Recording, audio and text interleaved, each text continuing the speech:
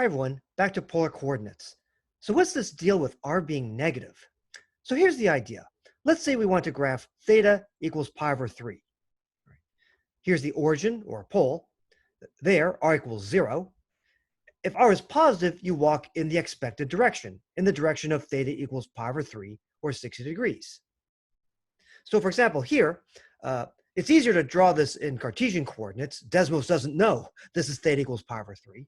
Let's go now to the polar graph paper and see here. See this green line?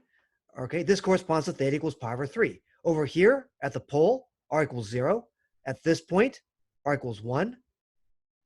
At this point, r equals 2. On the circle, r equals 2. Bear in mind that these coordinates that you see here are still Cartesian coordinates, right? R equals 3 up here on this circle.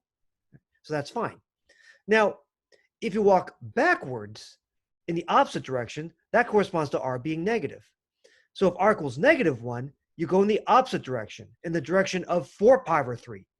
Okay, we associate the angle 4 pi over 3 usually, okay, with this ray going here. It's pi over 3 plus pi.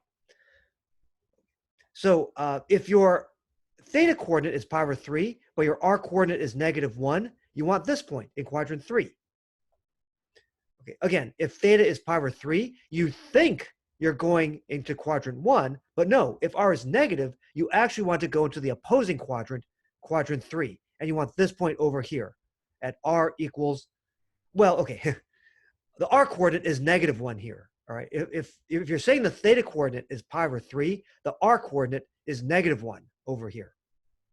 Remember, the r coordinate is negative if you're going in the opposite direction from the angle you thought you were going in.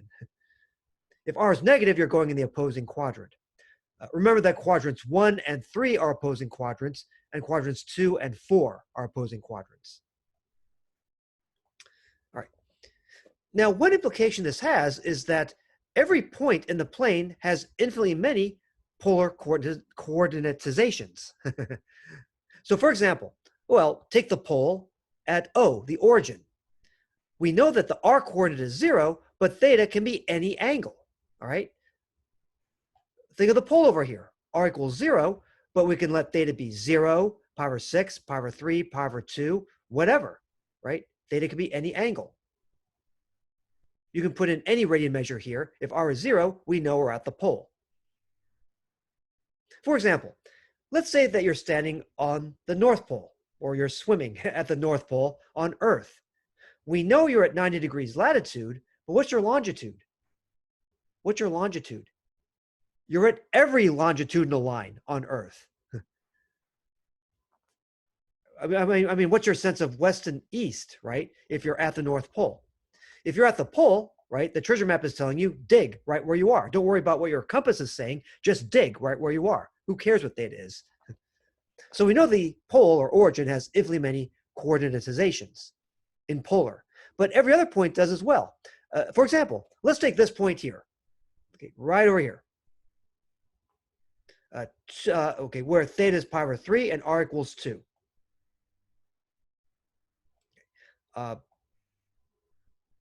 In fact, let's try to plot that point, okay, in Cartesian. So r cosine theta, 2 cosine pi over 3, okay, which we know is 1/2, right? Comma 2 sine pi over 3, which we know is root 3 over 2, all right? This is convenient if you forgot, but it is the point 1 comma, okay, that's root 3 over 2, square root of 3. Yeah, all right. Okay, so if you forgot your trig values, okay, well, you could take the purple point there if you forgot your trig values. Okay, if you remember, okay, same point here, right? It's 1 comma root 3. So now that's in Cartesian though. These are in Cartesian coordinates. Remember, Desmos only gives you Cartesian coordinates over here, right? In these ordered pairs. Desmos does not give you r and theta coordinates as part of these ordered pairs here. Now, what are the polar coordinates of this point? There are infinitely many ways to assign polar coordinates. We could say that theta equals pi over 3 and r equals 2. Walk in this direction, 2 meters, and you can get your tickets. But now, wait a minute. You can take pi over 3 and you can get any coterminal angle. You can add 2 pi, add 4 pi, add 6 pi. You can subtract 2 pi and so forth. So in fact, you can coordinatize this point P as r equals 2 and theta equals pi over 3 plus 2 pi n, where n is integer. You can take any of these angles. But beyond that, remember, r can be negative. R can be negative. So another way you can get to this point is by looking at it as follows. Okay, let's say that you take the angle 4 pi over 3. That terminal side, that ray, normally goes through quadrant 3 for non-negative or positive values of r. If theta equals 4 pi over 3 and r is positive, you normally walk through quadrant 3 from the pole. But wait a minute, if r is negative, you walk backwards. So another way to coordinatize this point over here is r equals negative 2, theta equals 4 pi over 3. Again, if theta equals 4 pi over 3, if r were positive, you'd be going through quadrant 3. You'd be going southwest. But wait a minute, r is negative, so you go in the opposite direction. You're going northeast into quadrant 1. So the point here is the same as the point over here.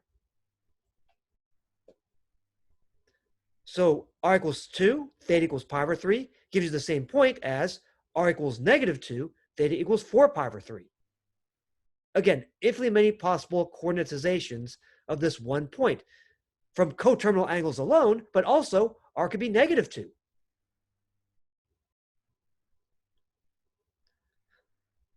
So next up, we're going to use these ideas to graph polar equations as polar curves, a key topic in Math 151, Calculus 2. How can you graph r as a function of theta? Next time.